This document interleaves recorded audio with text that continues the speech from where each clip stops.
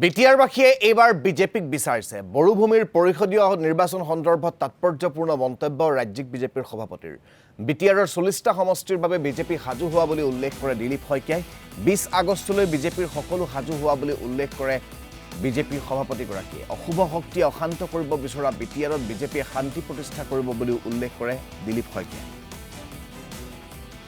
আমাৰ 40টা বিটিএডি সমষ্টিৰ নিৰ্বাচনৰ বাবে আমি যিসকল পৰ্যবেক্ষক নিযুক্ত কৰিছিলোঁ তাৰ ভিতৰত 2টা সমষ্টি আমি বাহিৰত ৰাখিছিলোঁ, কিন্তু আজি আটাইকেইটা সমষ্টিৰ পৰাই মণ্ডল সভাপতি সমন্বিতে তত্ত্বাৱধায়কসকল, আমাৰ জিলাৰ সভাপতিসকল, দায়িত্বপ্ৰাপ্ত অভিভাৱক যিসকল মন্ত্ৰী, আমাৰ সংগঠনৰ বৰিষ্ঠ যিসকল কাৰ্যকৰ্তা, মৰ্চাসমূহৰ কাৰ্যকৰ্তা, MCLA, EM সকলোৱে আহি আজি এই বৈঠকত অংশগ্ৰহণ কৰিছে আৰু সকলোৱে এটা কথাত সহমত পোষণ কৰিছে যে আমি শক্তিশালীভাৱে BTC নিৰ্বাচনত আমি প্ৰতিদ্বন্দ্বিতাত নামিম আৰু বিটিআৰত বসবাস কৰা 35 লক্ষ জনতাৰ স্বাৰ্থত আৰু বিটিআৰত স্থায়ী শান্তি আৰু বিটিআৰত থকা 26টা জনগোষ্ঠীৰ মাজত সমন্বয়, একতা, সদ্ভাৱ আৰু শক্তিশালীভাৱে বিটিআৰত স্থায়ী শান্তি প্ৰতিষ্ঠাৰ কাৰণে